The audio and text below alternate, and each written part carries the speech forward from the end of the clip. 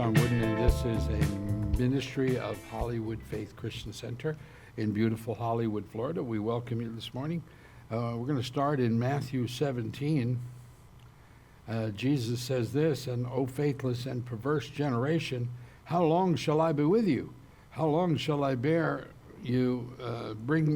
This is speaking of the epileptic boy. Jesus says, bring the boy to me.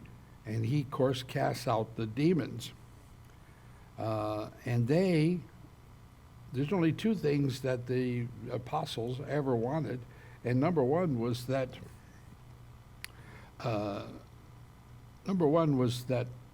they wanted to know how to pray. They watched Jesus pray and they saw the miracles afterwards. Teach us how to pray. And then it says, grow our faith, increase our faith. That they knew that his faith was great. I say to you, as faith as a mustard seed, you shall say to this mountain, move from here to there, and it will move, and nothing will be impossible for you. Well, it's that your faith, without being double-minded, without having any doubts, that you believe that these things are going to come to pass. And you can move mountains. What does that mean? That you're going to speak to Mount Rushmore, and it will move from South Dakota to North Dakota? Well, the answer is no. It's your mountains in your life. It's your difficulties with your family. It's your financial woes.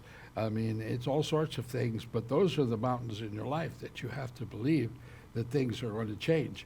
Mark 11, which is, of course, the scripture that Dad Hagin, Kenneth Hagin Sr., it was his kind of word of faith, is in the word of faith movement. He said in Mark 11, verse, he says, now it came, and he found nothing but leaves. Now what was that? He said, well, Jesus came along, and he saw a fig tree, and what's interesting here, it says that it was not the season for figs. Well, a fig tree is an unusual tree in that first you get fruit, and then you get leaves, not leaves and then fruit. And so if it had leaves, it meant it had fruit. Well, he looked for fruit, and there wasn't any there, and he says that you'll never bear fruit again. He cursed it. Well, on their way back, as they passed by, they saw the very fig tree that Jesus had spoken to, and it had dried up at the root. And Peter, remembering, said to him, Rabbi, look, the fig tree which you cursed has withered away. And he said, have faith in God, for surely I say to you, whoever says to this mountain, be removed and cast into the sea, and does not doubt in his heart, but believes that the things he says will be done, he will have whatever he says. James chapter 1 tells us to ask in faith without doubting, for he who doubts is like a wave of the sea, driven and tossed by the wind. He is double-minded, dipsuke, two minds, unstable in all his ways. And I love the story of George Mueller, the great George Mueller. 19th century England started with an orphanage, and at one point in the history of the orphanage, they didn't have any food for all the children. So Mueller had been praying that God would provide something, and so he had them set the table in anticipation of food. And then they sat at table waiting. And then pretty soon there was a knock on the door, and someone said that, Mr. Mueller, I see that I've got extra milk this morning. Would you like some for the children? And a few minutes later, another knock on the door with extra bread. I have extra bread. Would you mind taking it off our hands?